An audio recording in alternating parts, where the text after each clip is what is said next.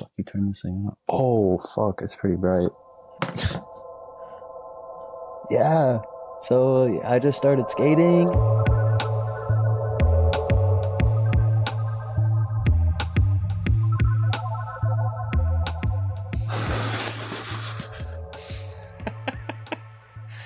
All right, let's get this thing popping. We got Tanner Burzinski in the building. Dog, welcome to the Bunt. Man, I'm honored to be here. I'm so stoked you guys invited me. Yes, sir, man. Of course. Bro, you watch the show ever? You listen to the pod? Yeah, of course. I can't say I've listened to every single one, but definitely a huge fan. Fucking right. So you know how we get this thing started, man. Favorite skate moment and favorite sports moment, dog. Okay, I got to plot on these a little because, like I said, I've seen some episodes. So, favorite sport moment was I went to a Super Bowl with my dad when I was younger, and he was like he's a huge Raiders fan. It was Raiders versus the Buccaneers, and they were playing at Qualcomm Stadium in San Diego. It was fucking. I got to see my dad like spaz out like a kid and shit. It was sick. Yeah. Bro. I still got little like seat cushions too. That like Super Bowl Sick. fucking. Who was the time. halftime show? Dude, no idea. I would have to man. look back. I think I was probably like 10 years old or something. Okay. But I just remember going in there and there wasn't an empty seat and it was loud in that shit. Yeah. For sure. Then skate moment is I don't know. It's hard. I didn't know if I should go like a trick or something or someone else or say something personally, but maybe like the JIT video for Weekend. That video is just like all the dudes that are like my age and I skate with every day on Weekend, and it was just like our little project, and we got to do our own skits that we wanted with Grant. Like growing up watching Weekend edits, getting to be like so involved and hands-on with Grant and edits and stuff like that was so sick. And then the turnout of the video was like way better than we even expected, so that made it even better as well, that everyone took it well and stuff. So yeah, that shit was fucking sick. The premiere that night was unbelievable, man. It was so sick. The theater was packed, man. 2 showings, line around the building and shit. It was fucking sick. Damn. So That's sick fire. to see.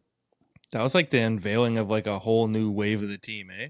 Yeah, for sure. It's like it's not segregated, but it's like the OG dudes are definitely like doing their thing, and then there's like Grant's trying to sprinkle in new guys that still are like, you have to be like a certain dude to be down to like give away 3 weekends in a row to like go stand in the sun for 9 hours and like not skate at all, and just like you have to be a certain type of dude. So like, yeah, or girl, you know, we got Sarah Miro, of course, the GOAT.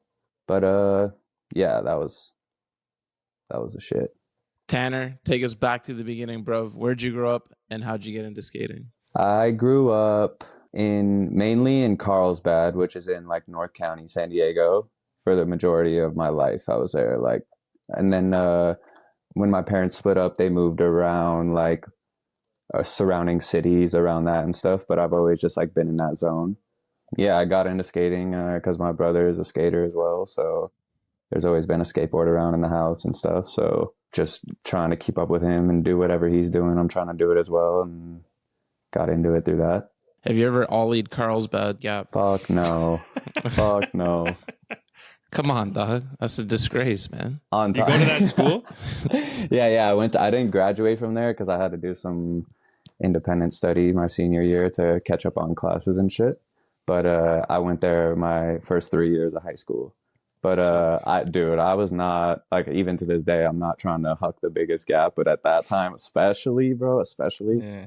I didn't come into my skating until like way later on, bro. I was like all chubby and little and just like could not skate, bro. So at that time, I was just like looking at it every time, like fucking, I don't know about all that. But one of my homies, he ollied it during school, which was pretty fucking sick. Yeah, That's fire. that he can say that he did that. What's your relation to the Birdman, dog? You got some hawk blood in you or what? Yeah, no hawk blood. Me and Riley have the same mom.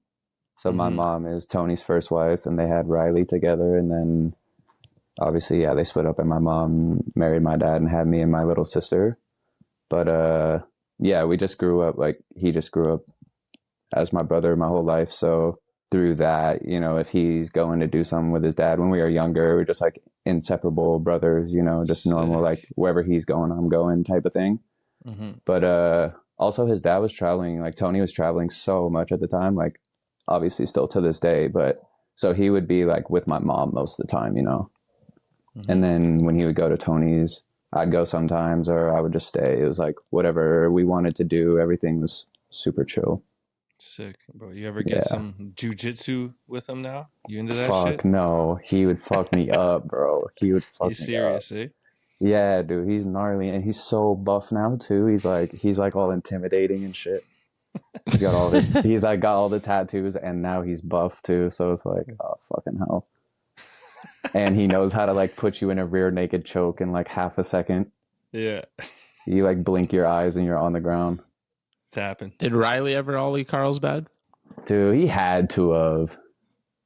I can't say I like remember specifically seeing him ollie it, but like he did a bunch of tricks down the 11 next to it, and like he was definitely. Okay.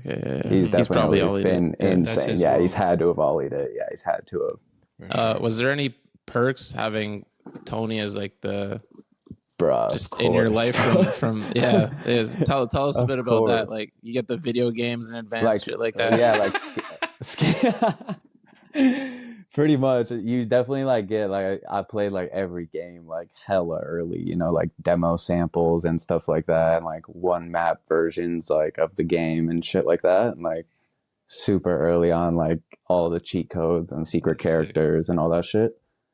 But obviously just like a bunch of other stuff through skating as well, just like getting to be so close and involved to skating in that way, like a constant reminder every day, like it's that shit's possible to like make something crazy out of that. Yeah, what are the chances you and Riley, well, I mean, he's been pro for a hot minute and like long successful career, but fucking look at you freshly in the ranks. I guess the common denominator is your mom, though, not Tony. Maybe that's the skate gene right there. It's funny because she said that like when I went pro, she was like, all right, so since you have no Tony blood, like I officially have more pro skater sons than Tony, so maybe I'm the one with the good genes. Hell yeah, moms. Yeah, undisputed so now. Of course. So, bro, back to your career for a bit. What was your first big break in the skate industry?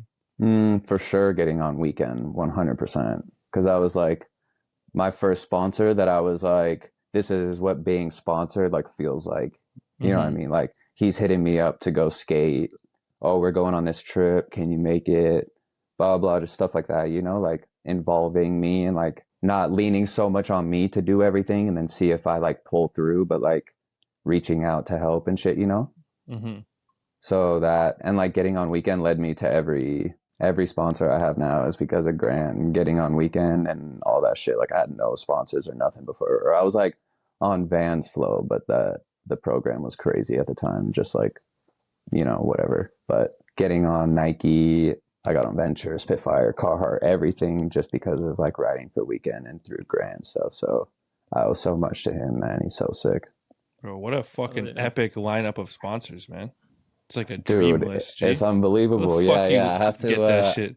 I have to step outside of myself sometimes and be like, damn, man, that's crazy. Because like, fuck, man, I don't even know. Like when I got on Nike, it was so crazy. It was like right when they were cutting so many riders and stuff. And like I had just started getting stuff like months before, and I was just getting on Nike. Like being flow for Nike for life is valid. It's like better than like being on some AM company, like being AM for some shoe companies. You know what I mean? Like I was like, I'm cool. Like if I just can hold down getting these shoes, I'm fucking good. Like I'm at Weekend, keep being in videos with Grant.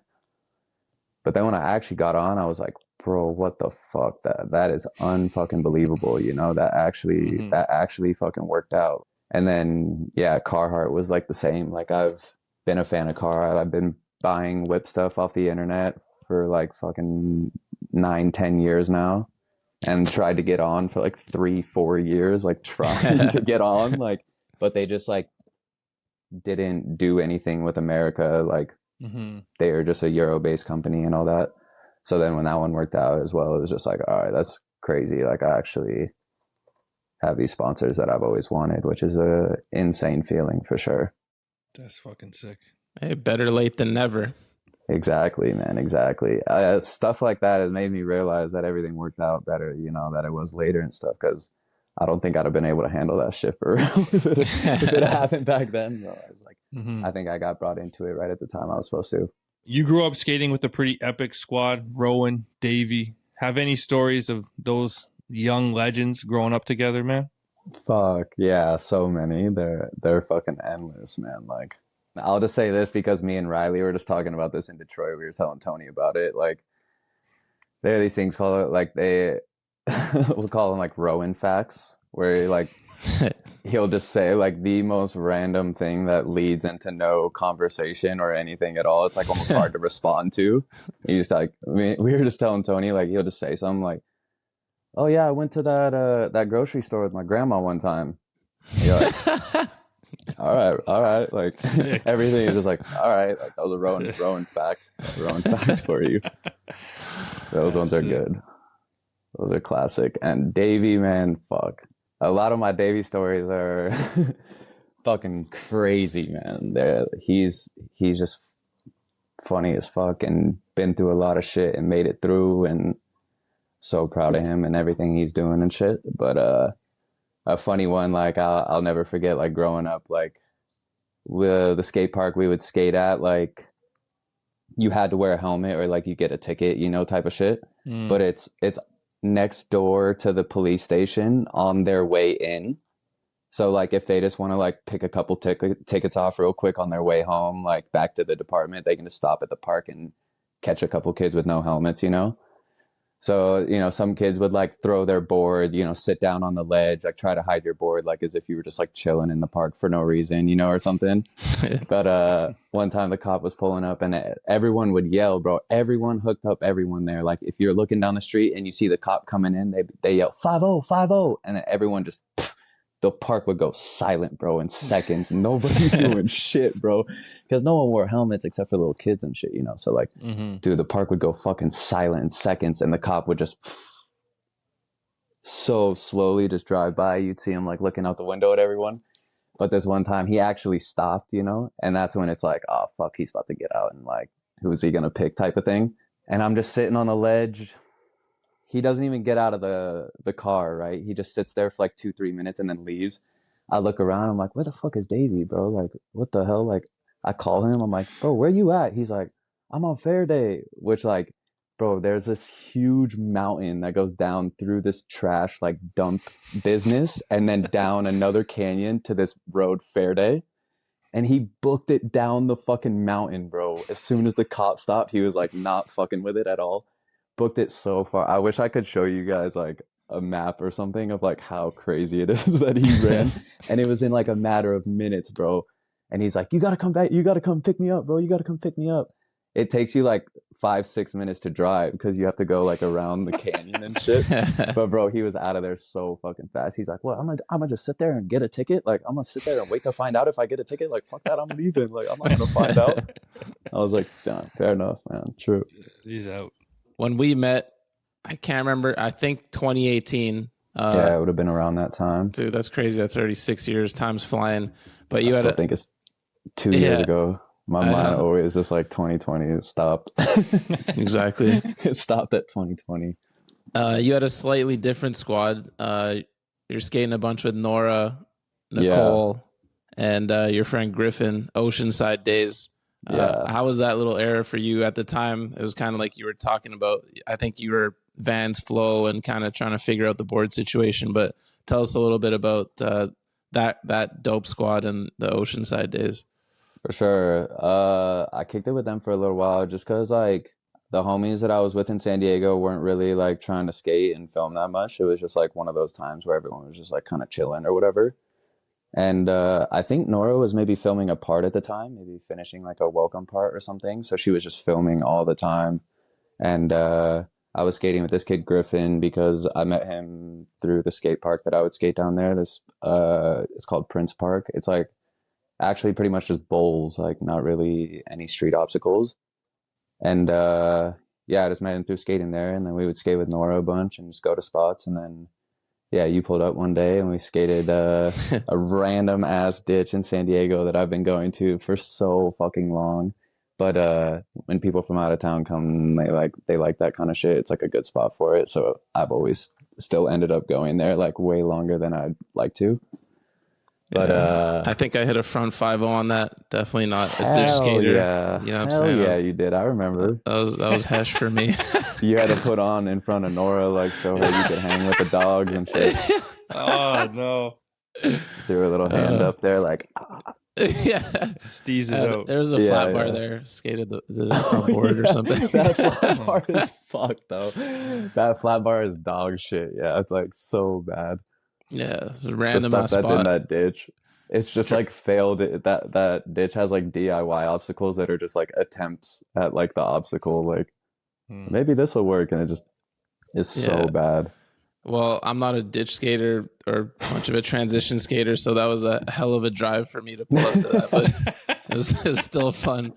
Nora clipped up. I think she got a switch crook that day, if I remember correctly. So yeah, I think she did a line. Fun day. Yeah. Yeah, man. And it led to our friendship, which has been just amazing, man. Look at hell yeah, bro. Thriving, bro. Ran into the Mandem in Copenhagen. And now you're about to come to the Bunt Jam, man. Did we run into you in Copenhagen? I must not have been there. Hey, meeting people in Copenhagen is a tough one to remember. You know? Yeah. No, Donald, I don't know if you knew. It was just at that two-stair ledge where Shaw just did the frontside half cab flip nose to nose Manny. Oh, yeah.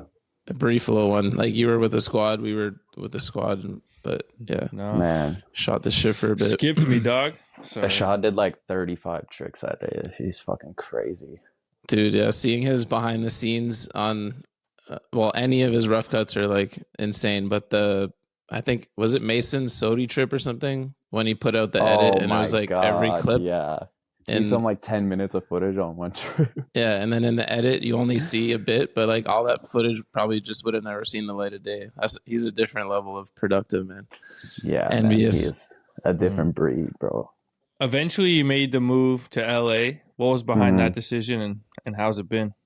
I was just coming up here so much to skate with Gran. I was living in San Diego at the time, and then like I got to the point that like driving was just like so much gas like every weekend. Like I would literally come up here on Thursday or Friday and stay till like Monday or Tuesday every week for just film every weekend.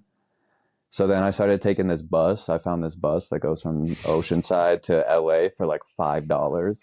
I would take that. And you could like book it like at the station, you know, just like it was never like even close to full. So I started taking this Flix bus up there all the fucking time, every weekend. And then like it changed from like going up on Friday and coming back Monday to like going up Wednesday, coming back Tuesday. And then like, oh, I'm just going home to grab clothes and then I'm coming back because we're going to go to the spa or like, you know, just some shit like that. I was just like I was ending up here more than I was back home. Mm-hmm. It's just like any day is like something could be like super productive and happening, you know, so trying to chase like the productivity, you never catch it. You have to just like be there for when it's there, you know. So yeah, moving up here has helped so much. Sick, man. In the valley, I didn't know you were in the valley. That's why you're always at P-Rod's Park fucking learning every trick in the book. As much as I can be, bro. It's been tough getting in over there lately. It's like Fort Knox. Oh shit. Yeah, man. Tighten up security.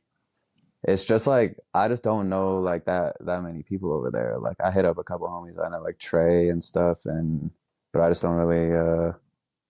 And then I'm just like, why do I hit up people I don't know? To like, why should they let me into their park? Like, I don't even know them, you know what I mean? Like, but some people are down to do that shit. Like some of my homies will do it and they get in. I'm like, fuck, man. Bro, you're not boys with Spanish? The fucking ultimate plug? A little bit. I know him a little bit, but I don't know him too well. Davey wants to know why you stopped skating rails, man. Everyone was too far to catch up to, that I just felt like I was always going to be behind and nothing I would do would like, I didn't feel like I could do anything that could stand out in any way at all in that realm. You know what I mean? So like now it's like, oh, let me find like a rail that I can like do a ledge trick that I do on or something, or like a smaller, like, or a mellow, like I'll just skate like a handicap rail or something like that. But it's just like, when it comes to a handrail, bro, I'm not like bringing nothing to the table at all. No, but like just in one of your parts, it will stand out. That's what would make it sick. But I mean, like I've skated rails. I've skated like park rails and rails since that rail. But like, yeah, I got knocked the fuck out, bro. I was about to I was gonna try to barley grind that rail, and then I just remember like waking up at the bottom of the stair set, like, fuck, what happened there? Like, you hit your head, blah blah. But the fucking whiplash is what was like so, because that like lasts so much longer, you know, like the whiplash sucks so bad, bro.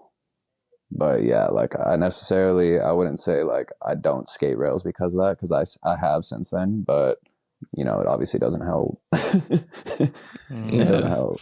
But like more so than anything, it's like the type of skating that I'm into is like more thought out to be like noticed. I don't have like an appealing skating to people that don't skate, because it's not like action, you know what I mean? So like I like to like do things that like skaters are noticing, like, oh shit, that's hard, or that's difficult, or like that's new or different, and I just like I can't bring that to rails and that shit. So like if a rail's good here or there, something will happen, but it's nothing I'm really too horny for. I feel you, man. I have like little cousins who at Christmas time will be like, let me see a clip of you, and I'll show them like a manual, and they'll be like, you show like a non-skater a 50 on a 9 rail or something, they'd be like, holy shit, that was insane, blah blah. But you show a kid like switch tray flip crook a flat ledge, and they'd be like, oh, that was like, he kind of got off the ground a little bit there, like that was cool.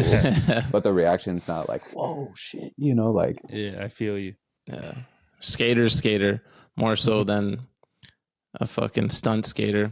Yeah, you can respect it. Oh my god, less injuries that way. Shit, I still find a way, bro. I'll be honest. And all my every time I get hurt, bro, I swear it's like on the most nothing thing. I'm like 2 on guard. If I'm doing something actually scary, I'm like 2 on guard to like. Right. But shit, flat ground, I've had some ankle rolls on fucking flat ground, bro. Like, yeah, it'd be happening. This has come up a few times on the pod over the years. This has been a debate forever. I remember on Slap years ago, the whole is it switch if you skate more switch? Yeah. Like I remember it came up with P-Rod so many times back in the day. Like, is it even impressive if it's like not even like switch for him? Yeah. But you're one of those rare ambidextrous guys where you skate transition regular and then street goofy. Well, how does that make sense? What's the science behind it? Were you always like that? Tell us a bit about it. And what's your opinion on that whole debate of like, is it even switch if they skate switch so much kind of thing? Yeah.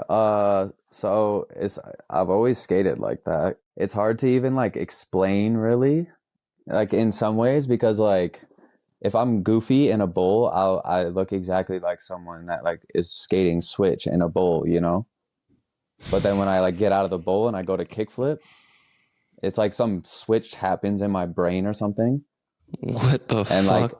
Like, if it's like that's what's normal, like I don't know, because it's been like that my whole life. And then like I didn't notice it was like a thing really until like I skated this park back in the day where like you had to drop into a quarter pipe to skate like the Euro gap and like the bank to ledge and stuff.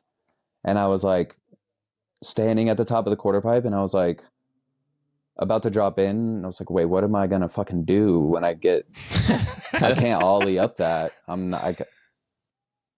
I was like, so I used to fakie ollie a lot because that was like regular stance. Like I could drop into quarter pipe, but it was like an ollie, you know, like I didn't have to learn how to switch ollie or anything, or like, but like, dude, fakie ollieing up a Euro gap is insane. I was just like a little kid. I would spend hours just trying to fakie ollie up the fucking Euro gap because it was the only thing I could like drop in to get to. So then as I like got a little older and I got better at skating, I was like, all right, we gotta at least learn how to drop in goofy and get that going, you know, because I want to be able to skate the whole park and shit. But like something I'll always envy, like I've told some people this, like if like someone that can like go to the skate park and just like a Grant Taylor or like Rowan or something, or a Shad, like Smith grind a quarter pipe and then like nollie flip over the hip afterwards, I'll never be able to do that.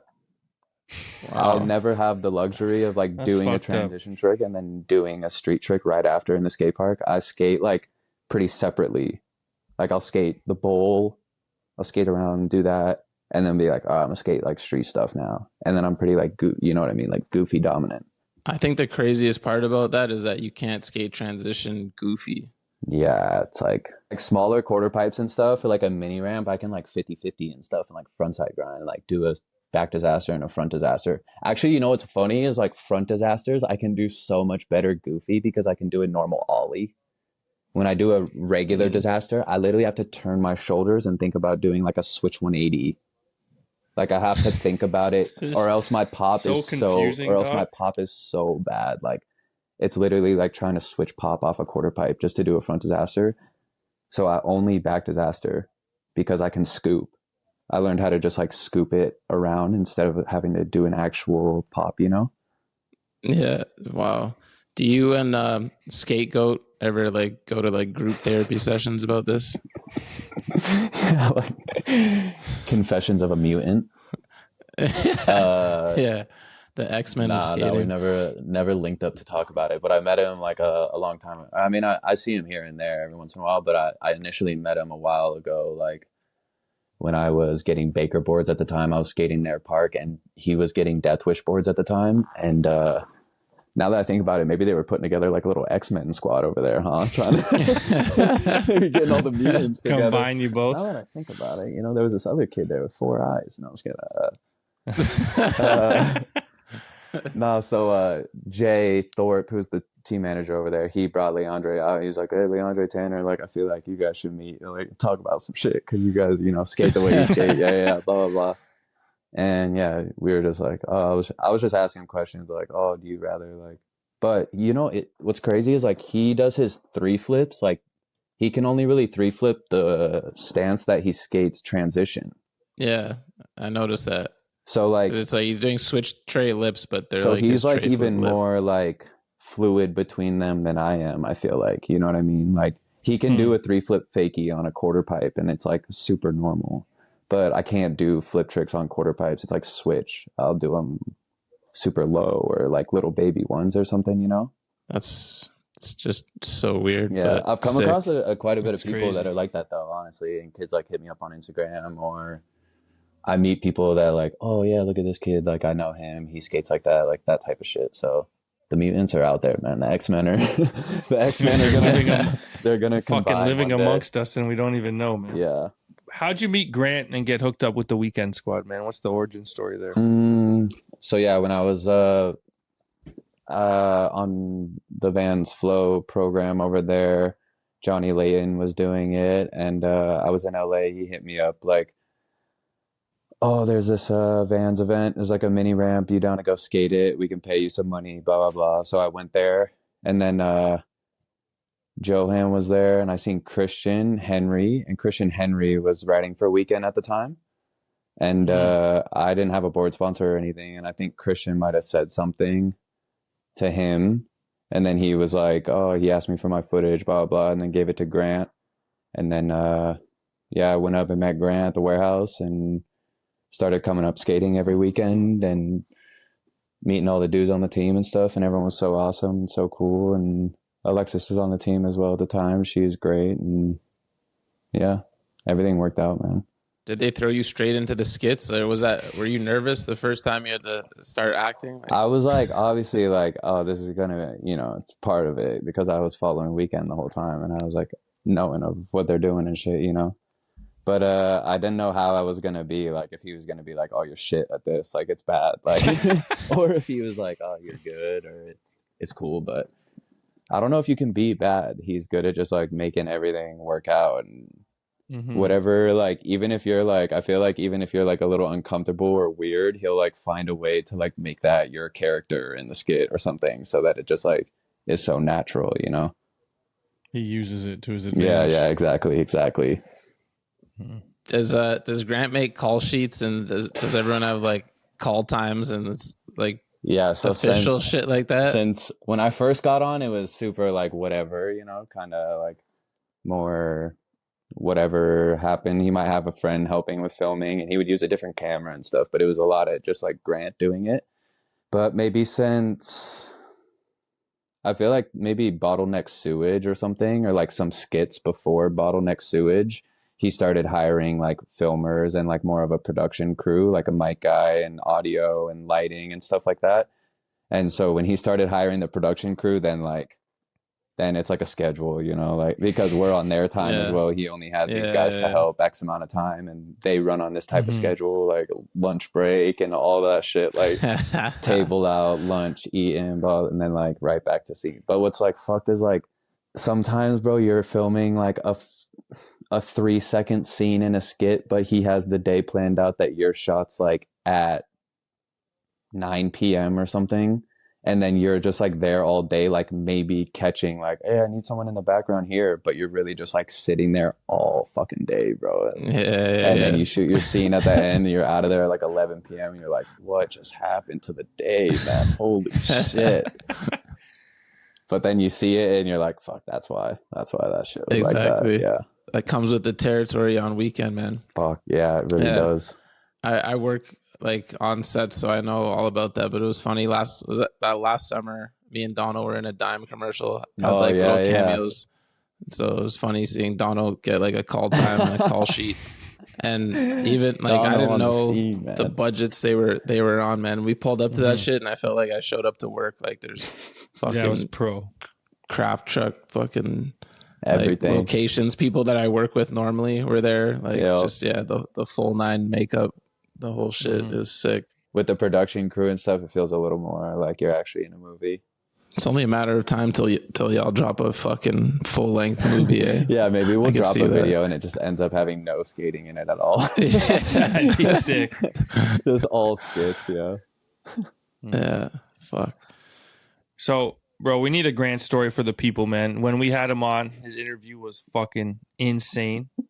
You know, maybe re-spark some drama with some beefs that everyone he had. Loves some skate beef. Even had us fucking worried for a little bit. People were coming for us, looking over our shoulders in LA and shit. You know, but everything is smoothed out and it's good. So we need a new Grant story, man. All right. I will say Grant is literally like, bro, he's literally like Larry David. Yeah, like he says stuff that like everyone in the room somehow is kind of like, why'd you say that? And he's just like, like it's so normal, you know. He thinks nothing of it at all, and he's just like all good. He's just smooth sailing, like.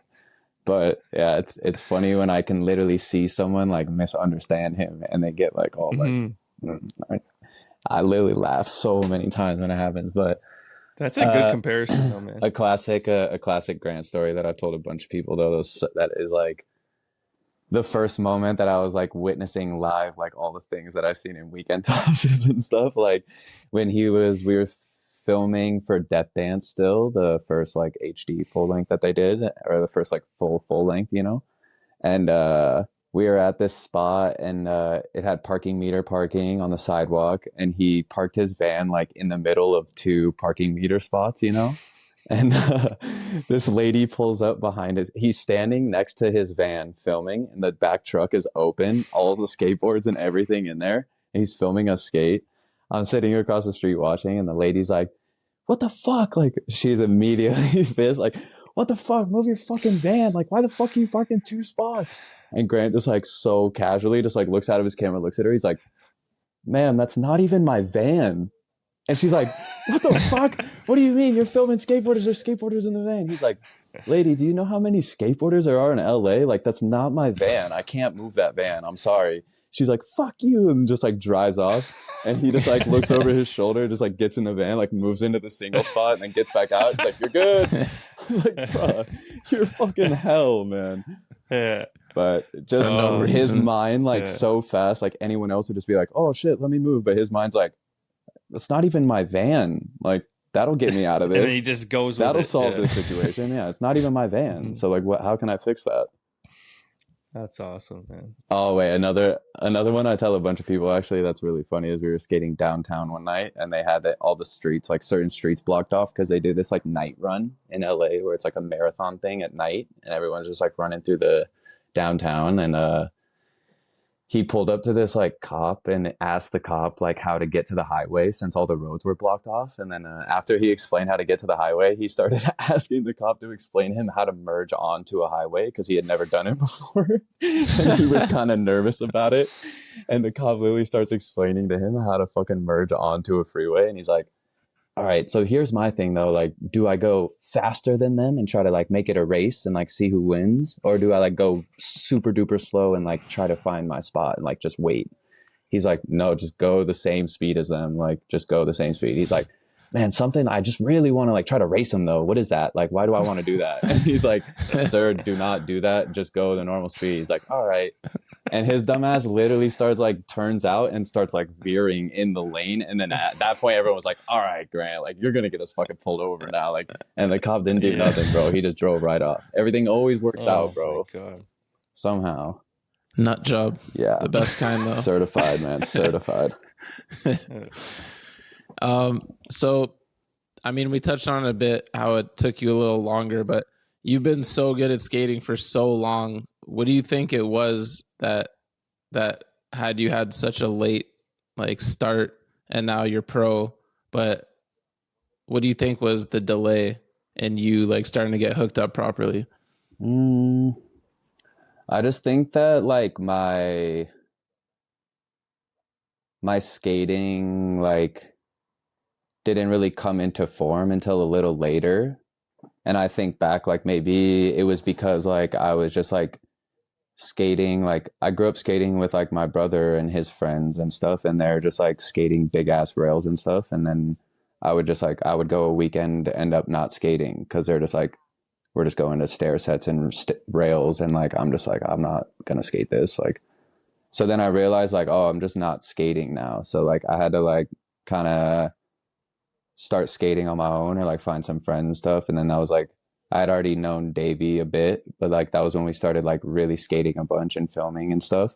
And then like I was just able to like do the stuff that I was like actually like felt progression at and like fulfillment from and stuff, you know? And I just feel like that was a little later. And then also just like having someone like Grant that was like down to showcase my talent and like put like a stamp of approval on it to like show it to everyone. Cause like I had parts that came out before weekend stuff, but you know, nothing compares to like when you have a brand, you know, like sponsoring or whatever. It's like a part that's affiliated with a company or whatever, you know? So like he just like really saw my skating and understood like which way I was trying to go with it, and like also adding his like flavor that he likes and stuff, and just like always sending me spots like, oh, I think you would like this one, or this looks sick, and just like doing that shit helped me so much. Like just gives you like such a confidence and like helps you get clips, which is adding more to your confidence. Like just like so much shit like that. Like, so yeah, I'd say the main thing that it was like getting on weekend and just having someone that was like, hey, everyone else, like, look, this dude is like here, you know, and he's like doing this shit for real. And like, cause like I've known skaters throughout my whole life, pro skaters and people that were sponsored and stuff. I've been around everything, you know what I mean? But like Grant was the person that was like, this dude, like, y'all really need to like actually look at him and like put a word behind me and stuff. So I would say that was like, yeah, the biggest turning point for sure in, you know, starting my career. And like you said, like getting into it a little later, is it took me a while to find that place that I had someone that was doing that for me, you know? The Grant cosign, man. Yeah, exactly. And the cosign's only getting bigger, man, you know, as the years go on. Let's go. The cosign is only getting stronger. Yeah. Mm-hmm. Fuck yeah. Love that. So let's talk about the part for a second. The professional, the title, an ode to Scott Kane, which we fucking love, man. How was working on that part? So fun. So every emotion, you know, annoying, scary, a lot of exhaustion, but like so much fun, and every skit and getting to do everything, and like being able to have little skits that I wanted to see brought to life. And for my part, and when it gets into crunch time, Grant's really like, he's on it with you, like just as much as you're skating, he's like looking for spots, or what trick are you trying to do? Let me find something for it. Like, I'll ask around. Like, we tried to find a spot for the switch manual, switch foot back tail for so long, like hit up so many people. Like, do you know of like a manual pad that drops off and doesn't have a roll on grind, but not like a full ledge off, like a out ledge type of thing, you know? We tried to go to this one in New York. It was knobbed. We tried to go to a couple in LA and they're just like weird, or, you know, the ledge was a little too high maybe. But yeah, he found that ledge and we went to that one and it worked out. So just like stuff like that again, like Grant being above and beyond, helping out. Did you get your last trick last? Like, was that the last thing you filmed? Actually, no. The last thing I filmed was the 180 over the wall and then switch manual, switch varial heel. That was like a week before my part or something, maybe. He snuck that one in there. Sick. Trying to think if the switch manual, switch foot back tail was the last thing before that. I feel like maybe, yeah, when I did that in my mind, I was like, I'm pretty finished. Yeah, we were both like, yeah, I think that was the... Or actually, no, bro. Actually, no, I'm fucking fried. I'm lying. I got like a handful of clips after the switch manual, switch foot back tail, actually. Yeah. Like the frontside flip over the barrier, that was like, that was after. Oh, that was tight. What's annoying though, bro, is that bump over barrier is so fucking good. Like, and I only frontside flipped it because like every time we go there, we get kicked out, like even before we get to ollie it. And this day we actually got to like ollie it, and then like I was gonna try this other trick, and then I seen this gear guard pulling up, and then I was like, oh fuck, I'll throw the old faithful frontside flip over it, like, and I did it in like whatever, a pretty quick amount of tries before he got kicked out, and then Riley Pavey did a trick, and then every time since then I've gone back to try the other trick, not even one attempt. Damn. But the bump over barrier is fucking so good. That was a crispy clip, but can you take us behind the scenes on, I think, my favorite clip in the part, the switch shove crook front shove? Oh, I've never seen that one. Actually, bro, that might have been after the switch manual, switch foot back tail as well, even actually. I'm fucking fried, bro. Sorry. But, okay, so the switch shove crook shove, everyone was in town because my part was about to come out and they all knew I was going pro. But at the time, I just thought everyone was just like on a trip thing, you know, everyone was there. And then somebody wanted to go there, or maybe it was just like a good spot for everyone to go to because it's like at a school. So, you know, a bunch of people can just sit there and hang out and stuff. And we went there, and I didn't know we were even going there until we got to the school. And then it's like a weird ledge. It's like wood, but it's like that wood that works. But then it's also like a table a bit where it can like lock into your wheel well, you know? I wanted to do a switch shove crook shove like that originally on the ledge that I did the switch shove crook on in the shake junt edit. It's just like a in the middle ledge, you know, you have to like pop in and out in the middle of the ledge. And that was a big thing for me, is I wanted to do it in the middle of a ledge, you know. I didn't want to use any of the ends for either of the shows because it just like adds that little, you know, difficulty thing. But the spot was just like the angle and everything was perfect for the switch shove crook, and I was like getting into him a bunch that day. And then I did the switch shove crook pretty fast, and then I was like, oh, this could do it. It's not on the side, but it's like a bank to ledge and a little whatever, has some shit to it. But the landing of that spot is like a fucking blacktop gutter, like right at the perfect distance of the landing. So once you're popping off the ledge, it's like I landed on probably like 5 to 10 of them or something and just stopped, or so many, and it was like so annoying. Fucking it's enough. So just getting into the switch up crook is already like annoying and hard enough. So when you don't take advantage of getting the second shove out, it was pretty heartbreaking. Yeah, damn. Yeah, that clip was fire. I love switch shove crooks. Yeah, thanks, bro. Whose idea was the spitting out the drinks? Because that clip definitely deserved it. That's definitely a Grant thing. Yeah, like I don't know what sprung it up, honestly, like what the original idea was. I think after the first one that he filmed was after the switch manual, switch flip back tail. He was like, oh, I'm gonna have Andrew and everyone sit over there. Like, I just thought it was like funny idea, like maybe like spit take, because he was just like, that was so crazy. Like I almost actually wanted to spit take. So Guy and all them, Alan, Andrew, I think they all lined up and they did the spit take. And then at that point he was like conscious of it, you know. But what's funny is like the no slide, flip, switch manual 180. That was at this spot in Connecticut, and he like rolls off the curb, and like he spits in front of the lens, like he spit takes while filming. But he filmed like that way, like I did that trick way before he even had the idea. So he actually like just went into this like alley in LA and like rolled off a curb and spit in front of the camera like by himself. I like was not there at all, and he just like edited it in. But it's just funny how it actually looks so real, but imagining him just like in an alley at night with a hot light and the fisheye, just like spitting in front of the camera by himself. Probably looks insane. Bro, as if you added the 180 out on that. That was already like crazy enough when you went no slide, switch, like flip to Manny on that. Yeah. Fucking add the little back braking element. That was also quite fucked up. Thanks, yo. It was like that spot actually, like the ledge like goes like zigzag, but then like on top of it, not even as long as your board is wide, there's like a panel that has like a lip on the other side. So when I was doing the switch manual, some of them I would land in like 5-0 and it would stop, or like I would roll off the thing. So like I had to stay on that angled path to get back off the ledge. Okay. The 180 was kind of instinctual, I guess, because on the ones that I wouldn't land in manual, I would just flip up. I would kind of just switch 180 revert off as like just to get off the end. And then I'm not even like expecting, you're trying to land in switch manual every try, but you're not expecting it. You know what I mean? At like a certain point, I'm just kind of like doing the same thing over and over and just like waiting for that one, And then I just like, 180'd out, and I was like, oh fuck, I think that one just actually worked.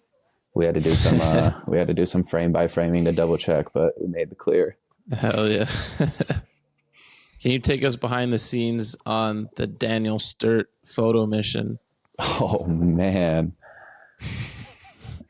So Daniel Sturt, you guys like who he is and stuff, and like all this probably heard skate stories and stuff, and legend. It's fucked because like I don't think anyone, like I'm not even trying to like sound like a fucking old head or some shit, but like a lot of people that I think are watching the Bunt like probably have no fucking idea who Dan Sturt is, but they know some photos he's taken and shit, and maybe heard some things. But yeah, Dan Sturt lives in Carlsbad, the city I grew up in, and he would skate that skate park I was telling you about, Prince, that has like a bunch of bowls and stuff. He would skate it in the mornings before he would go, like he luges, like bombs insane hills going like 65 and like drifts the corner and shit, like full blown like fucking like you're gonna die if you fall. But he would skate the park in the morning, so I just got to knowing him and stuff, and someone fucking told him that my mom was Cindy, who was, Tony's wife, and he knew my mom and stuff. And we got to hanging out and talking more or whatever. And he's just a fucking insane character, man. Just like everything that comes out of his mouth is something, And he would just talk shit at the park all day, blah, blah, blah. And I was like, man, when was the last time you actually took a skate photo? Like, blah, blah.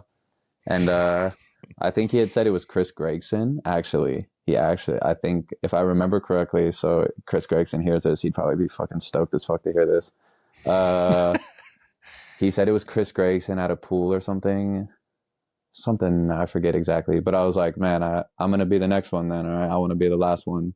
He's like, I'm never doing it again. I was like, all right, whatever. Fucking, I'm going to keep bothering the fuck out of you. Like, we'd talk shit to each other and shit. He likes to talk shit and like, fucking that frontside grind sucked ass or some shit, like old head at the park, real old head, like old bullhead at the park. Like, fucking lean to tail fucking sucked. He stalled, like he fucking ate lunch on that lean tail, blah, blah, blah. It's some bullshit, yeah.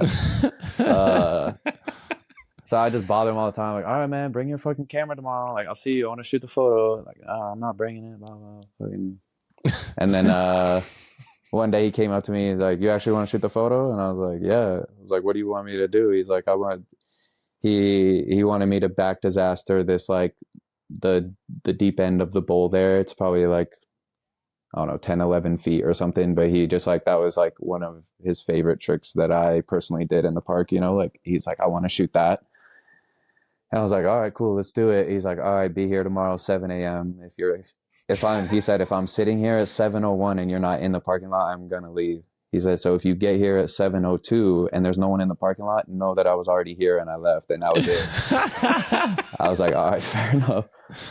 So I was living randomly for like 6 months. I lived in San Clemente, just like my parents' like living situation didn't have a spot for me, and then my dad had a friend that had a room in San Clemente for a little bit. So it was like a 25-minute drive to the skate park, you know, like from San Clemente. So I'd wake up at fucking ass crack of dawn to go to the fucking skate park. Drive down there. I get there like right before 7, bro. I was actually close. I didn't even like play it safe at all. I pulled up like 6:58 or some shit. And I see his truck and I was like, fuck yeah, like goddamn, like all right, I got him. And I'm like looking in the park and there's no one there. I'm like, what the fuck? And like as I'm pulling out my phone to call him, I just see like a broom like fly out of the bowl and land on the deck. And I was like, what the fuck? And then he comes jumping out of the bowl and he was like brushing all the leaves out and shit for me and like getting it all clear. And I was like, oh my God, what a legend. He's like, are you fucking ready? You got 10 minutes to warm up and then we're shooting it. And I was like, oh fuck, all right. So it's like, bro, it's literally 7 a.m. It's just me and him at the skate park. And I'm literally just like rolling around the park, warming up. I do some grinds, like go into the bowl, like do some warm up lines in the bowl. And then he's like, all right, I'm running out of time. Like, just get this over with, blah, blah. And then I'm like, all right, like the most demotivating guy, yeah, like just does like making it very apparent, like he does not care to be there at all. So I'm like, all right, I'm fucking ready, like let's do it, like and then I do like maybe I do like 4 or 5 back disasters. He's like, all right, one of those gotta be good. I gotta go. He gets in his car, he leaves, but it's like 7:15 in the morning, and I'm just at the skate park by myself, 30 minutes from home. Like can't go back home, like too far. I'm like, man, fuck this. And I literally just like went to the coffee shop for like 3 hours until all my homies woke up, and then I like went back to the skate park. Damn. But I should read you guys the email that he sent me with the photo because it's pretty fucking, it kind of sums up. Please do. He gave me his email. Fire? I can show you guys. Yeah. He had this like fucking Mark Wahlberg from Shooter, like off the grid email that's just like all this code and then like at some website I've never heard. And I was like, bro, he's like, I switch this out every 6 months or some shit. Like, and his name is, actually, I shouldn't even say that because if he sees this, he'd probably fucking kill me. Yeah. I can't give the actual name, but it's just funny because the name is just like his name damn near, but just like a little bit different. All right, so here we are. Tanner B, 7 a.m. DHS photo shoot. Sorry for not sending the image as soon as I got home because AT&T sucks, in parentheses, my internet provider. Whatever, though. Here's the shot. Sorry once again if it sucks, with a question mark. If it sucks. I was trying to make the pool wall look scary, in parentheses, because it is. Don't bitch about your arm being cut off. If you saw the crazy shit your hand was doing, you would have tried to cut it off yourself. Said you also... No, it gets better, bro. It literally gets better. You also made a pretty unbecoming facial expression that I will not put my name on. I made the executive decision that the attached image is the only image taken out of our brief 120-second photo shoot at 7:04 a.m. All the other images have been deleted, destroyed, and will never be seen again. Oh my God. He said, I burned a high-res version on CD if you need it. I did try. I'm out. And then this is the photo. Like an arm cut off. Because he said I would have cut it off myself. Oh shit, that does look scary. That's fucking sick.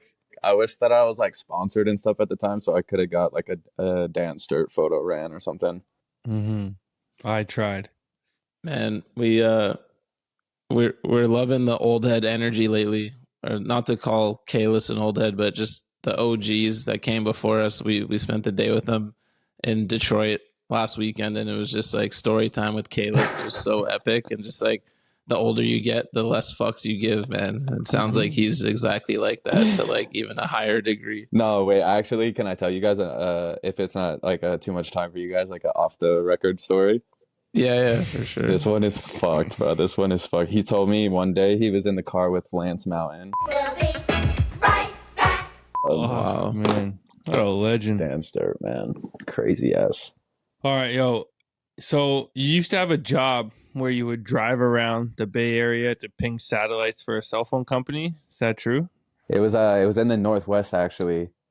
But bro, that job was fucking insane, bro. Like, so pretty much my dad's like, a kid trying to make it in skating, doesn't want to work, but he need money and shit. So, dad is helping out. He started to get a little irritated sometimes. Like, you got to get to work. Like, his friend owned like a telecom, and they were hired by AT&T to test these towers in the Northwest.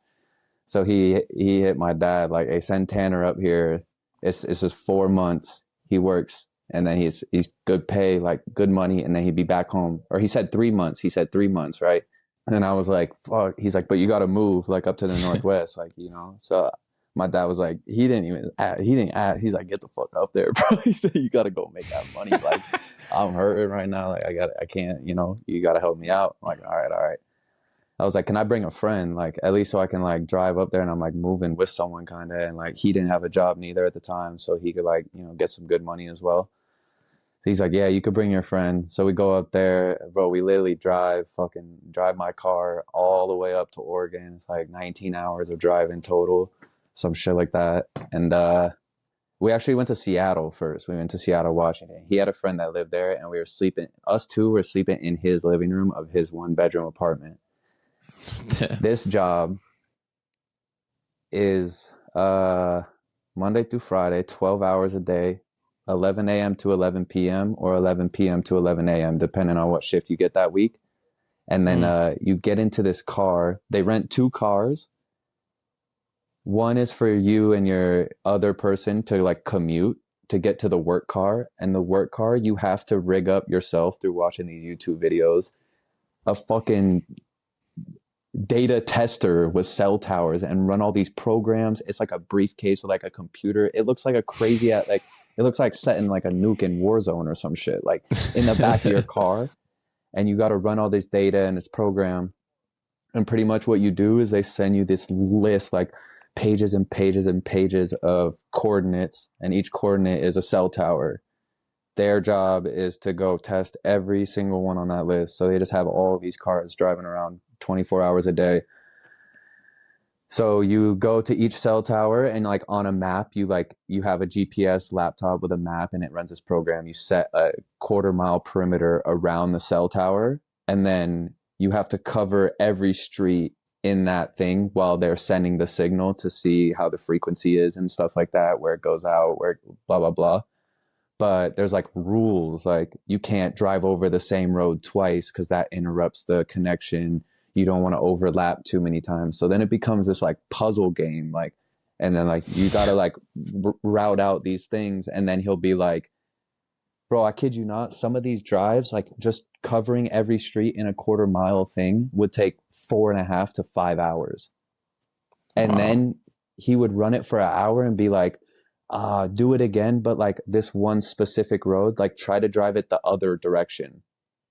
And then boom, another 5 hours just driving the same streets you just did, but then planning out how you can hit that street the other way in the map. Like, and that's 12 hours a day, bro. So like going to a 1-bedroom apartment in Seattle with people that I did not know until I moved in with them, and trying to sleep in the middle of the day because you just worked all night while they're just like living their life around you. It was like the hardest fucking thing. Like you just don't sleep ever. Like, and then this one week, bro, actually I got 2 weeks to tell you about. These 2 weeks were insane, bro. The first one, because some weeks they would just be like, oh, you're in Portland this week, head down this weekend. Like they'd let you know the week before, like, oh, you're going to be in Portland. It's a 4-hour drive. So we'd pack up, drive down there. They get our hotel, blah, blah, blah.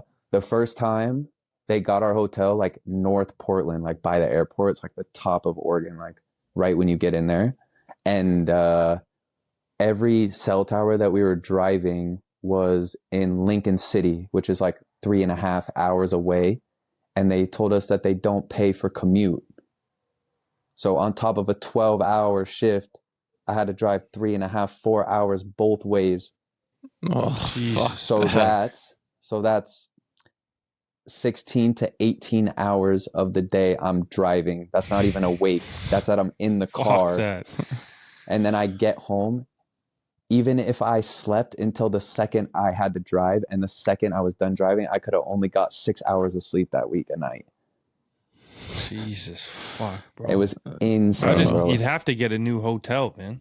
That saves the 3.5, 4 hours. We tweaked on them every day that week. Like, if you guys do not plan out where the hotel is next to this, like, we're literally not even going to drive one site. Like, it's not. And everyone we're talking to is in Egypt.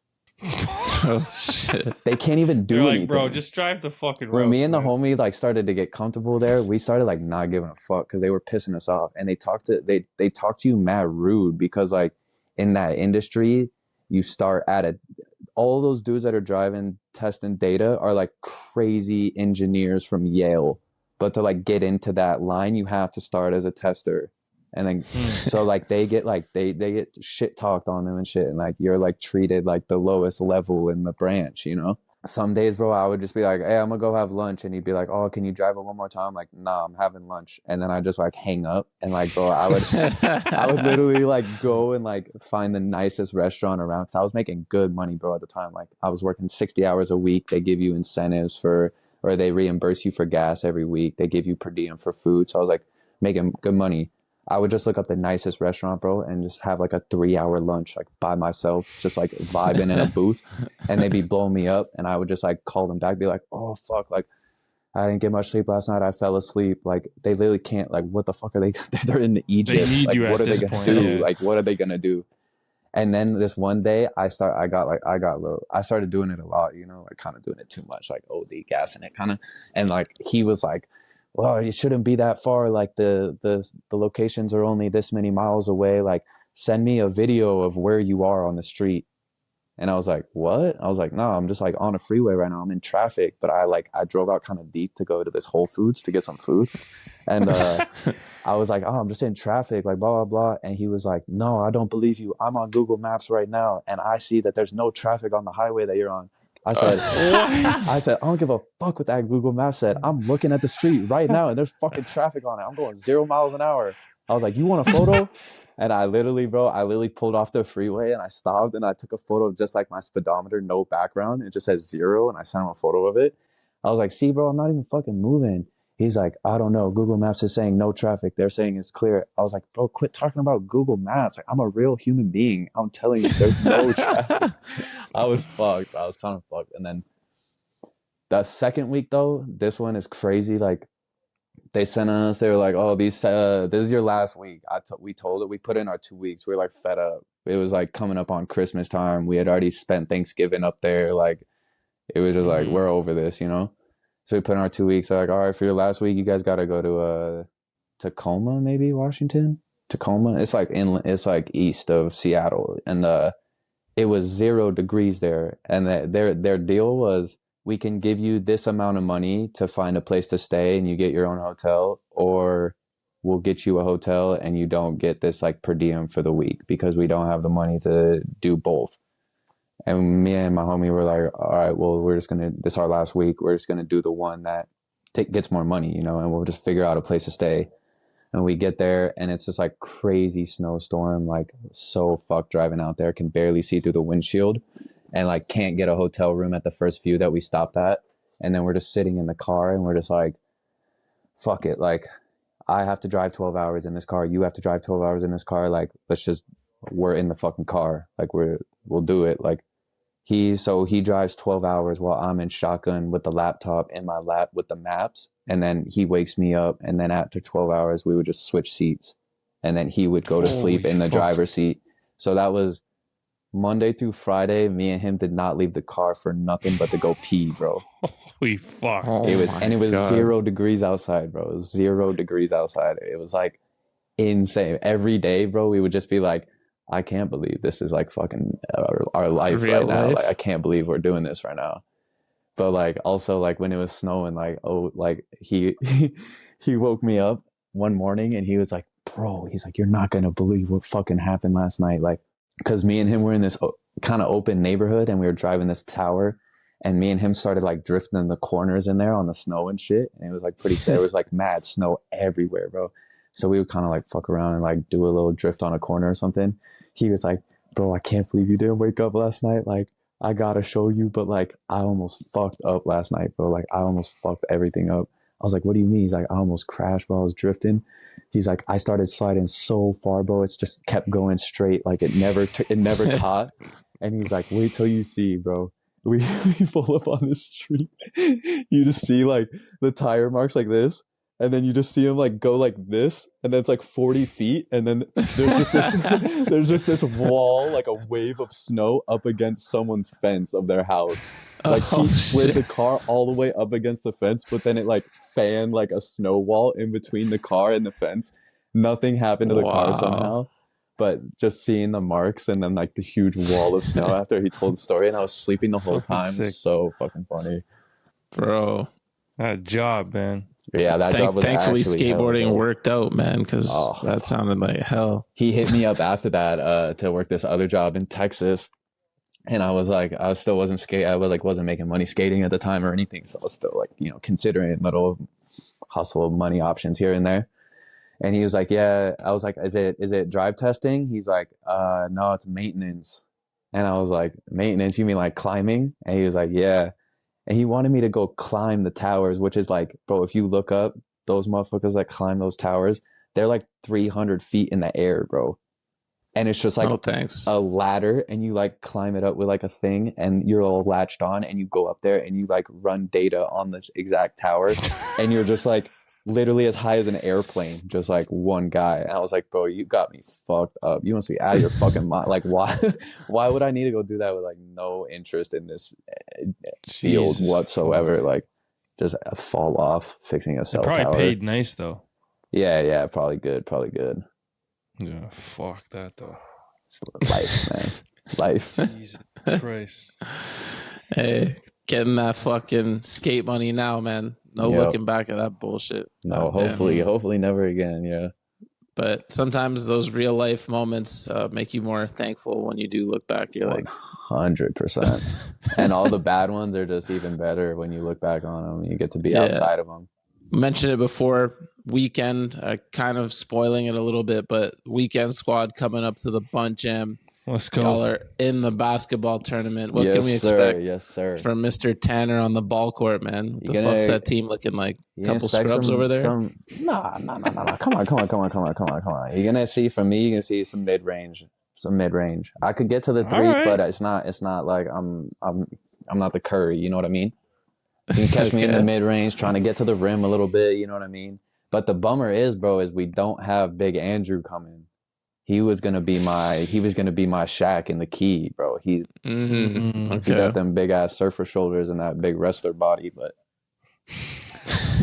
he ain't gonna be there. So I don't know what the fuck we gonna have for power, and I don't know if Riley's gonna make it because he was like, "Fuck, bro, the flight's 27 hours. I don't know if I can do it." It's a fucking mission, man. Yeah. So we're gonna try to convince him. Oh, Zach Gracie, we got Zach Gracie. He's gonna be our little like Ben Fisher or something, or Tony Parker or something. Like he's our little guy. He's gonna get in there and get fill in the cracks. But I'm worried about the key a little bit. I'll be honest. It's physical. I found out a couple days ago that we're not getting Andrew, and I was like, I was really leaning on you, bro. I really was. I was expecting you to come in and lay the hammer down. Ain't happening. Maybe Bunt versus Weekend round 1. Little light work warm up for us. Yeah. On our quest to the 3-peat. I'll have you know, man, when I was in the little local basketball league, I played 3 divisions up. Made the first 5 points the first game too. No cap. Why? I like it, man. Nah. I only did that because my dad was like, my dad didn't want to coach 2 teams, and I was like wanting him to coach my team, and Riley was wanting him to coach his team, so he like convinced them to let me play in Riley's league so that he could just coach 1 team. He's like, I can't be fucked to come here twice, coach 2 teams. Like, what the hell? I got a job and shit. All right, sick, man. Can't wait for y'all to pull up. It's gonna be fucking. Fuck yeah, it's gonna be legendary, and we're gonna have a little. You guys got like a full Canada tour, yeah. Yeah, we're gonna go a couple extra spots, yeah. To Toronto, Ottawa, and I don't know if we're gonna go to one other place, but then end in Montreal. Sick. I can't wait, man. I've been seeing the spots for so long. I can't wait to go see what they're about. I feel like you'll like Montreal. Some like famous ledge spots. You'll get down and dirty at for sure. Go see some psycho shit at Peace Plaza. That clip from the old Dime video where that one homeless guy just chokes out the other homeless guy. You seen that one? Of course. And then he like goes like that this. Shit in real After life. he chokes him out, he just goes. yeah. Like he just like put some voodoo on him. Like, bro, you just choked him out. You just wrung his neck. You can cast a spell. You sit down and you shut up. Yeah. I want to see some Peace Plaza shit for real. Yeah, you'll see it, bro. Bro, so what's next for Tanner, man? Right now, Nike is finishing up a big ass like full team video. Like everybody, Fire. Euro, American, Australian, everybody's in. It's gonna be a big ass video. So I've been in LA filming for that, and just trying to find the next what's going pro, because I hit the one that I've been working for my whole life, and then it just happens, and then you're like, all right, what's that next motivation that lasts that long, and what keeps it going? So it's been just skating and finding that next thing to hit. But I'm trying to do more stuff outside of skating through my skating, art or something, or be able to do design stuff, or even like music or some DJing shit or something, or just like get into the realm of making money that lasts longer than my body can skate. For sure. Yeah, getting into that phase, because I am just now starting my skate career, but I'm also turning 29 in a few months. So it's never too early to start thinking about the next phase. But yeah, you're a rookie pro, man. You got lots of parts left in you. Chill. Don't set the bar too high for the kid. We'll get some out. We'll get some out though. They'll be popping out. Looking forward to it all.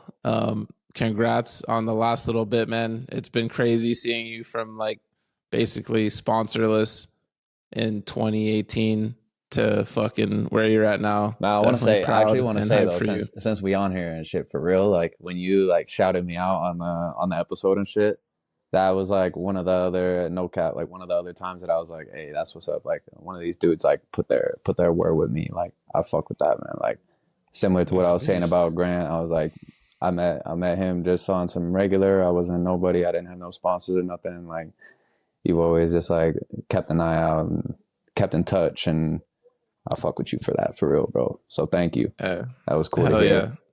Likewise, man. That was just such a fun random day.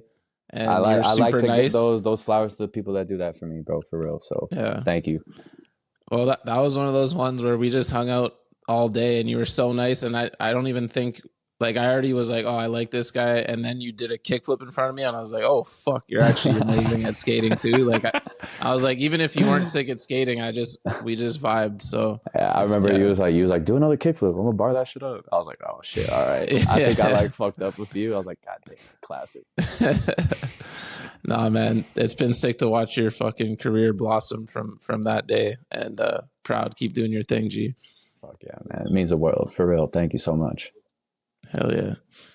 And Dono, this is where our friendship begins, brother. Yeah. Just started, bro. Now I'm going to started. fucking whoop your ass on the ball court. All right. See what happens after that. We'll see. I have to start hitting the gym 3 times a week now.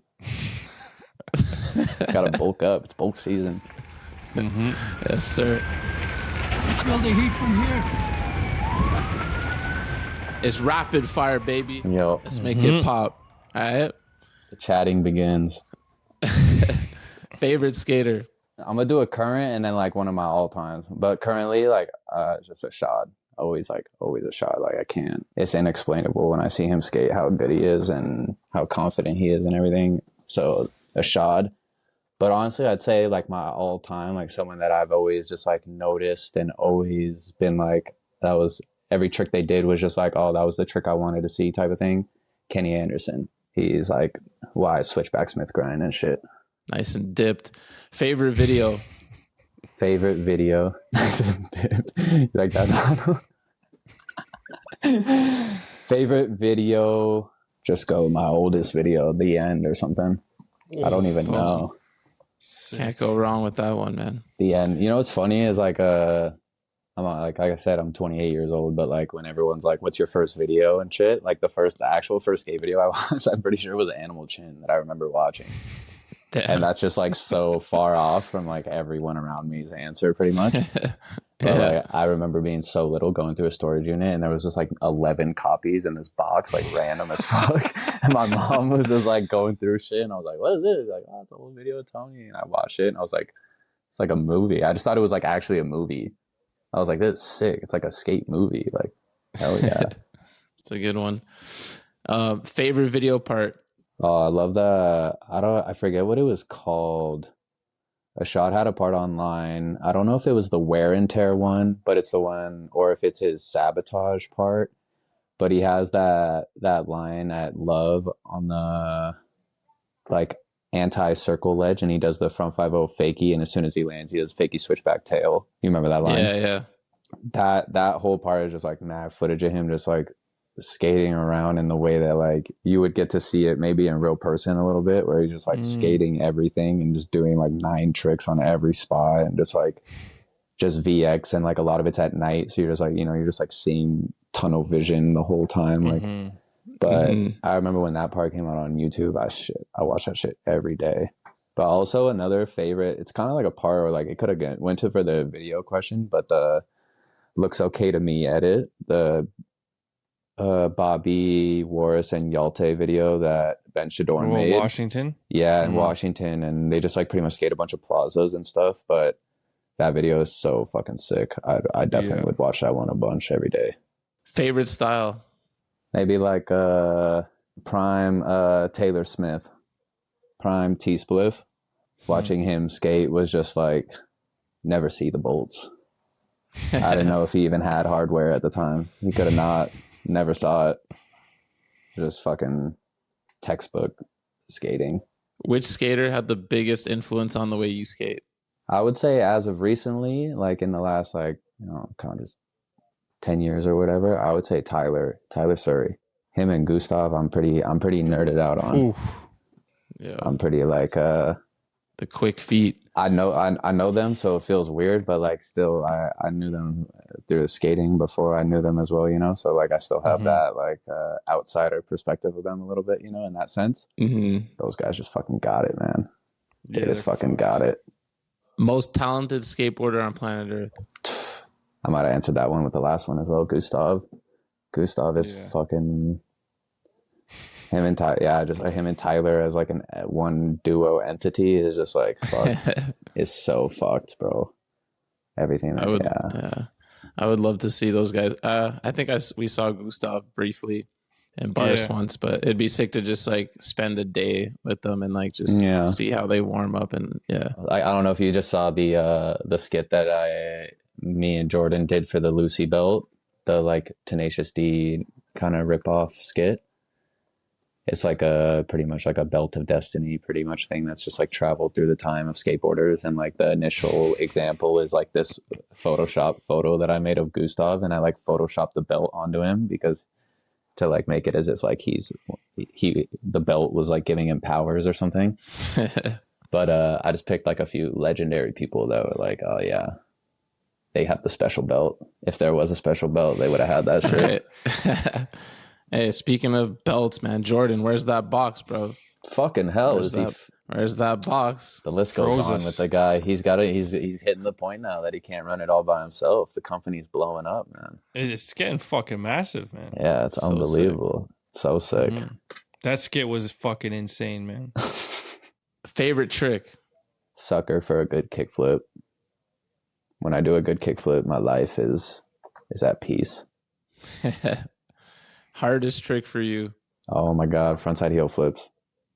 Oof. The last time I did a frontside heel flip, maybe I've done one since, but I was like, I've never done a frontside heel flip before. I'm gonna go to the skate park today and I'm gonna try a front heel on flat until I land one. It took me an hour and 15 minutes to land a frontside heel flip on flat ground.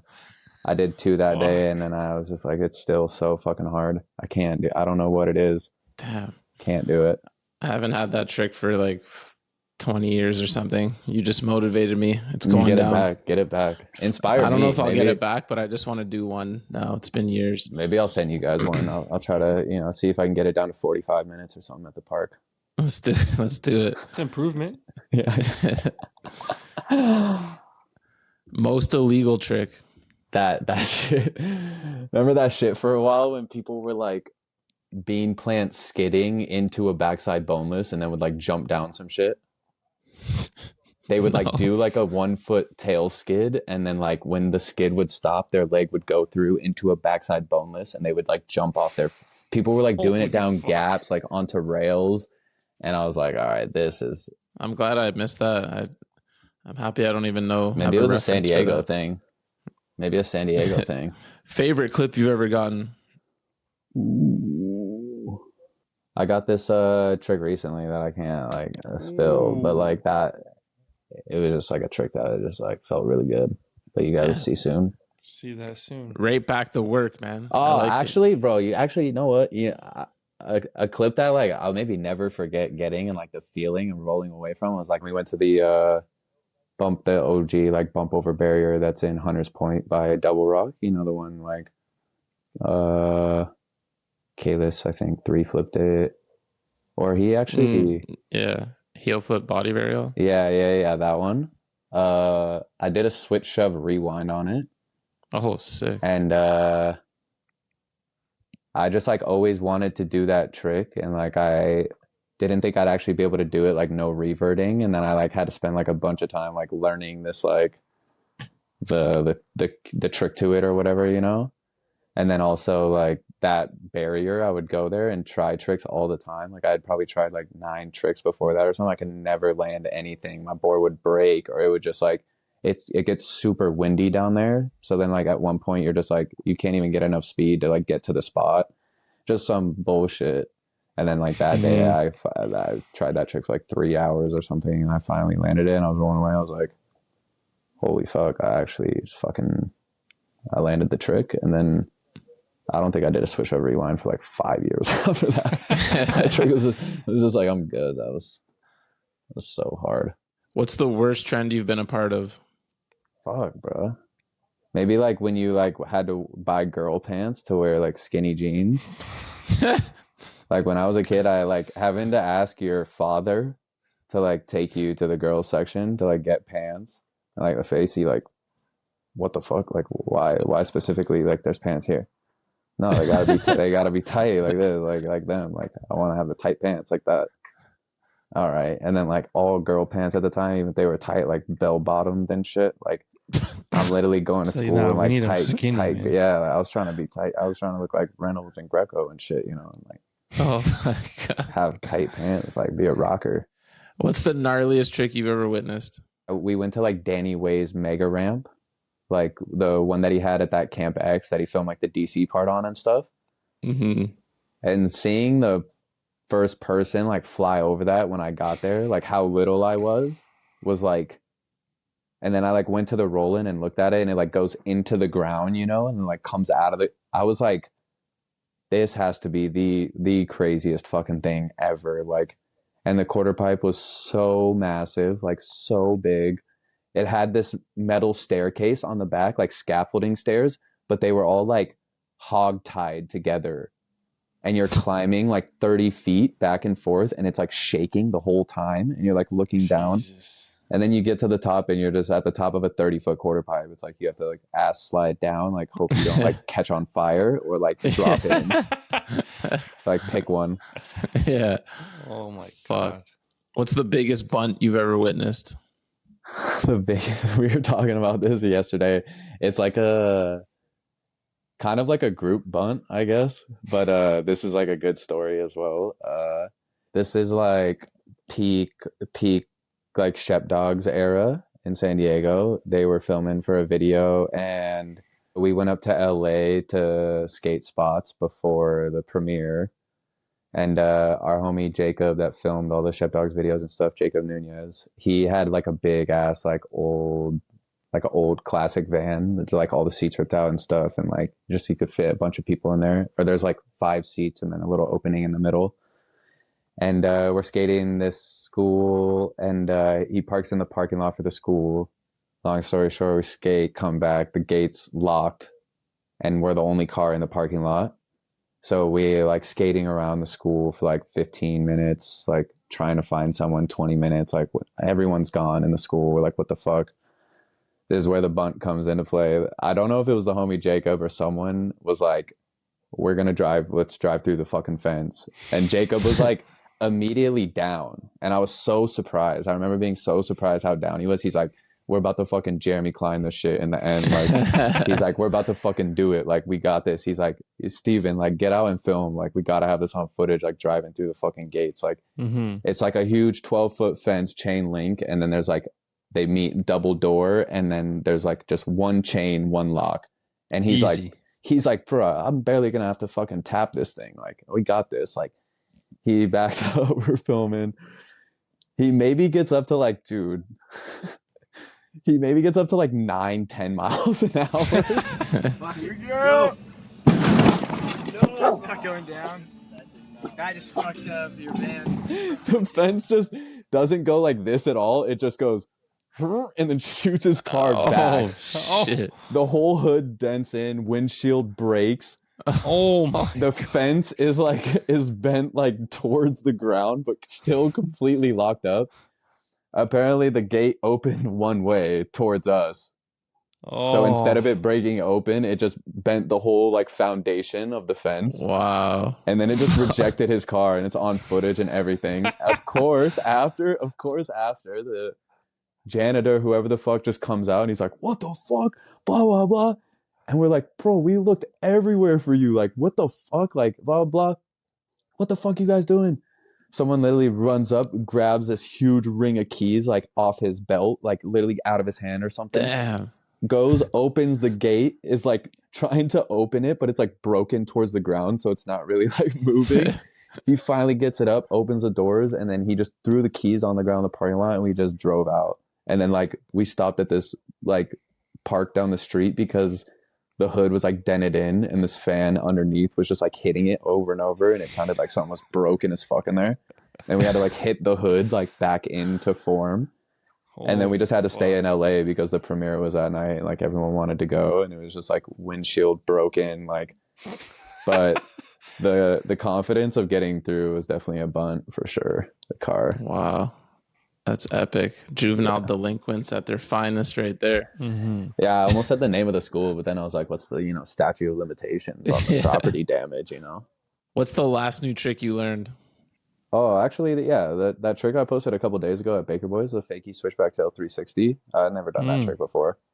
I've done a switchback tail 360, but the fakie was a little twist. Dream job after skating. Maybe something with like shoe design would be like a dream.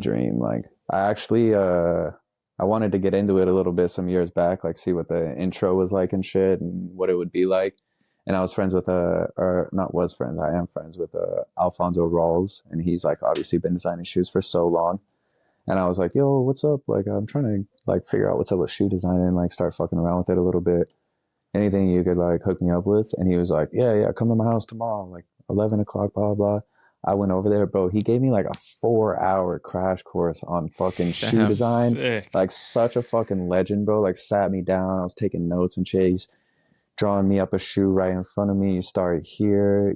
Your standard sole's this high with a heel this high and the ankle this high, blah, blah. This is how you draw this, blah, blah, blah. And then I messed with it a little bit, but then I just like fell off of it a bit. But I was always like, man, it was so sick. He just like showed me everything I needed to know in like such a professional way. It was so easy. It was like watching a live YouTube video or something. That's sick. That's a legend right there. Yeah, for sure. He's such a legend. But yeah, shoe design would be super sick. I play around with it a little bit sometimes still. But favorite local brand? Local company I hear about the most up here in LA is the homie Andrew's Less Than Local. So let's just do a little shout out Andrew and Less Than Local. Favorite local skater? Man, actually, for anybody that grew up skating in the park, I grew up skating, and they know from this time, local skater, this dude that skated the park, his name was Tarl. Tarl. and he just skate with no shirt all the time, eat shit, and just be sweating like a motherfucker in that place. Like, and then he pulls up to you, bro. He's cross-eyed as fuck, bro. Cross-eyed as fuck, bro. And he skated so fucking sick, bro. He skated so sick, but he would always like slam so hard. But everyone fucked with Taro OD, bro. He's a legend. But I'll never forget. One day I was like, because I would just get dropped off at the skate park in the morning, you know, and then my mom would just like, I would usually just find a way home, or I'd call her at night if I needed a ride, you know. But one time I was like, hey, Taro, are you like headed towards 7-Eleven on the way out? Like, could you give me a ride to 7-Eleven? Like, drop me off? He's like, yeah, for sure. And then we were driving, and it like hit me halfway through the ride. Like, bro, he's cross-eyed as fuck. Like, should I be like should I be on guard? Like, because I don't know, like, do they see? Like, I don't know how they see. I don't know if their vision's like double, or if they still see normal, but their eyes are just. But like, he drove fine. He was skated so good, and he was a fucking legend, bro. Taro, shout out Taro. If somehow should I be on guard, yo? If somehow Taro is hearing this, bro, somehow, I actually want him to know. Fucking shout out Taro, bro. Everyone from back in the day fucked with you, bro.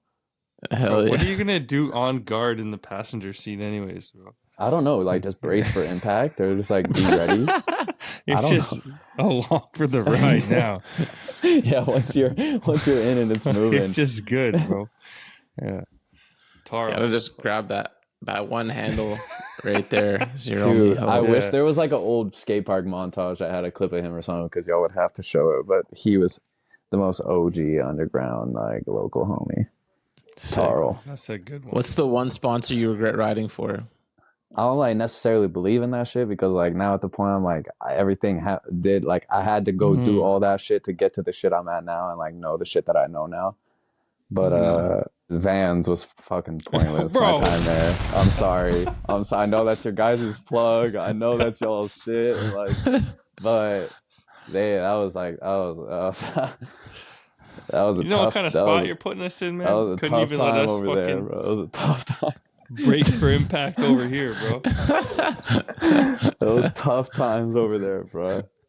Yeah, we'll keep it moving. All good. Just fucking beep it out or something, bro. Favorite teammate ever? Favorite teammate ever? Honestly, bro, Jordan. Jordan on trips is so fucking funny, bro. Literally crying, laughing on trips with Jordan all the time. It's the stupidest jokes and just like doing dumb antics, and yeah. Worst teammate ever?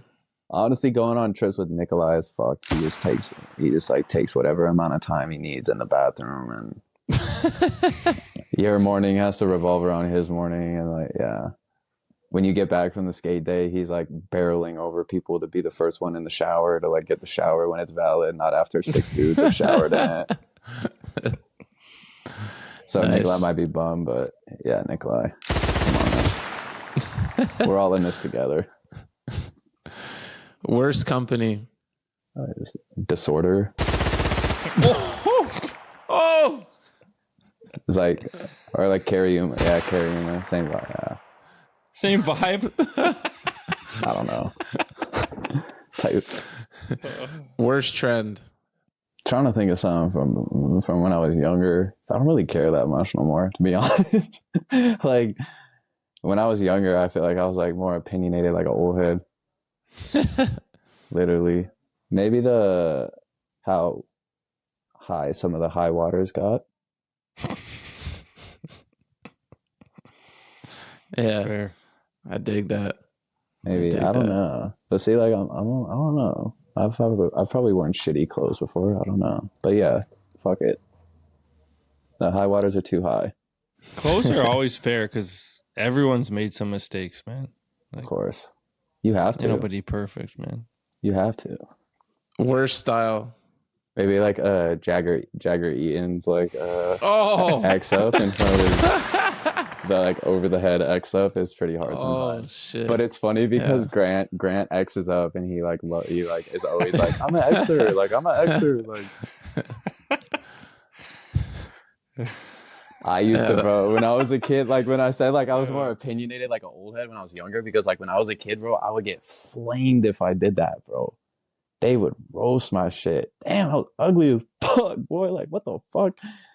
Why are you doing all that? What is this? What are you protecting yourself from? Like, it's just anything, bro. Anything. They'd be on your skin for anything when I was younger. Fuck, I feel like I had a phase because one of our homies, a little older, that we looked up to growing up, Johnny Tang, used to have a mean ex. And I definitely remember like just doing it here and there, like trying to be like Johnny. But yeah. I noticed that it squeaks out in like some of my tricks. Like I don't do it all the time, but certain tricks I'll like X up a little bit. But it's not so high. I feel like that's what makes it look the worse. High X is crazy. Some people kind of like X at their hands and it looks like a little better. But if you're like, if your elbows are like, like the elbows like locking in is a lot. Fuck, now you got me scared to watch my own footage. I'm like, am I still Xing down at the knees? I don't know. Just be down. I do it. Like I said, I do it. Hey, fuck it. Yeah. You're an X-Men. Remember that. All right, Tanner. Last one before we get you out of here. Last person you want on the sesh. So annoying. See, like, all right, so like I've thought about this and the answer that comes in my head is an answer, but it's like I just sound like a fucking hater because I don't even know him that well. It's just like shit that like I see, I guess. You know what I mean? Mm-hmm. But then like also I don't know. I don't even know if it's worth it.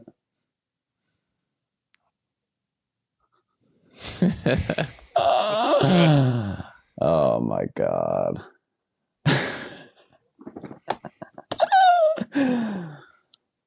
Last person I want on the session. Fuck it. If I was just like on a session, I looked over and I seen like Evan Smith eating some poop or something, I'd be so over it. Or like drinking someone's pee, or like just to like do some extra shit. What? That shit kind of bums my vibe out. So like Evan Smith just like, I guess Evan Smith, yeah, like just doing some extra stuff to like get some attention or something. I don't know. That stuff kind of harshes my session out. I'd say so. Yeah. Eating shit or drinking piss. But like the thing is, like that's like people love it though. Like, you know, it's the show. Like, but I guess I'm just the type of person that shit kind of bums me out. It just feels like you can't actually want to do that, right? But maybe he does. See, that's the thing. No. That's the thing. Wait, is he actually doing this on like regular sessions? What are you talking about? Nah, I don't know. It's just the fact that I've seen him do it at all. Yeah. Like I don't. We've all seen it, yeah. And just like drink crazy stuff. He's just like always like bro, doing, like, Jaws is hitting the fucking butt chug like willingly. Like, oh, he's down, bro. He's in. Yeah. It's like the Arizona anthem.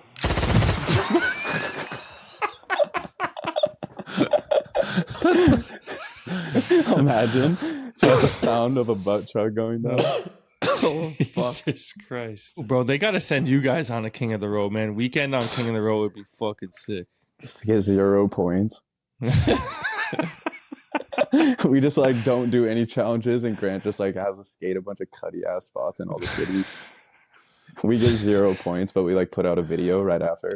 Yeah. We get 0 points, but put out the most legendary skate video of all time. Yeah. Oh, man. Oh, fuck. All right, bro. Next time we're gonna catch you. It's in our ends. It's gonna be on the fucking court, bro. It's in our ends, bro. Bring your shorts. Wait. Let me show you all. Yeah, fucking proper X up. Oh shit. They ready. Are you guys the reigning champs? Who won last year's? Bro, what do you mean? Bro, go watch that. Go rewatch that. You or Andrew?